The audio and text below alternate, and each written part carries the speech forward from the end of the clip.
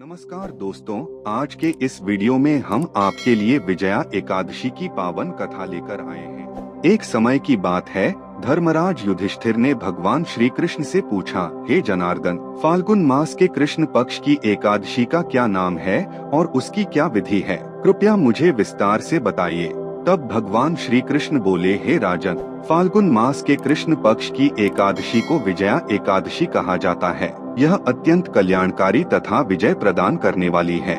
इस एकादशी की महिमा को संसार में फैलाने के लिए स्वयं भगवान श्री राम ने भी इसका व्रत और पूजन किया था।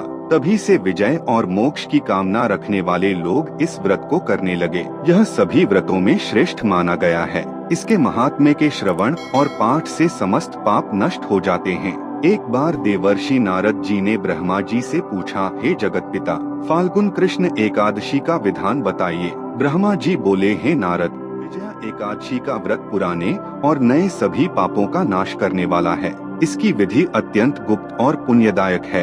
यह मनुष्यों को हर कार्य में विजय दिलाती है। त्रेता युग में जब मर्यादा पुरुषोत्तम श्री राम को 14 वर्ष का वनवास हुआ, तब वे लक्ष्मण और सीता जी सहित पंचवटी में रहने लगे। वहीं रावण ने सीता जी का हरण कर लिया। सीता जी की खोज में भटकते हुए श्री राम और लक्ष्मण मरणासन्न जटायु से मिले। जटायु ने सीता हरण का वृत्तांत सुनाकर देह त्याग दिया। आगे चलकर उनकी सुग्रीव से मित्रता हुई, बाली का वध हुआ और हनुमान जी लंका जाकर सीता जी का पता लगाकर लौटे। तब श्री राम वानर सेना सहित लंका की ओर चले। समुद्र तट पर पहुंचकर श्री राम चिंतित हुए कि इस अथाह समुद्र को कैसे पार किया जाए। लक्ष्मण जी ने कहा, हे प्रभु, यहाँ से कुछ दूरी पर कुमारी द्वीप में वक्लाभ्य मुनि रहते हैं।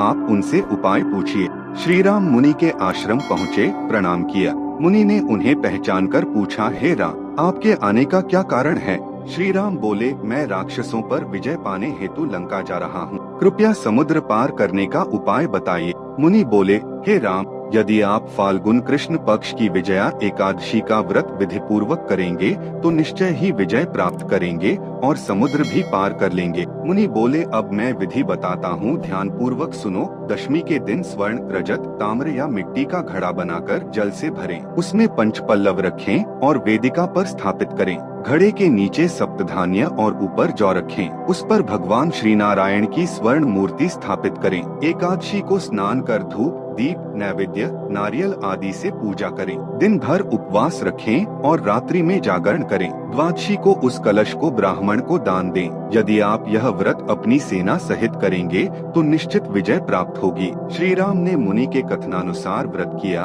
और उसके प्रभाव से दैत्यों पर विजय पाई। आठ हे राजन, जो भी मनुष्य इस व्रत को विधि पूर्वक करता है उसे दोनों लोकों में विजय प्राप्त होती है। ब्रह्मा जी ने अंत में नारद जी से कहा, हे पुत्र, जो व्यक्ति विजया एकादशी के महात्म्य को पढ़ता या सुनता है उसे वाजपेय यज्ञ के समान फल प्राप्त होता है।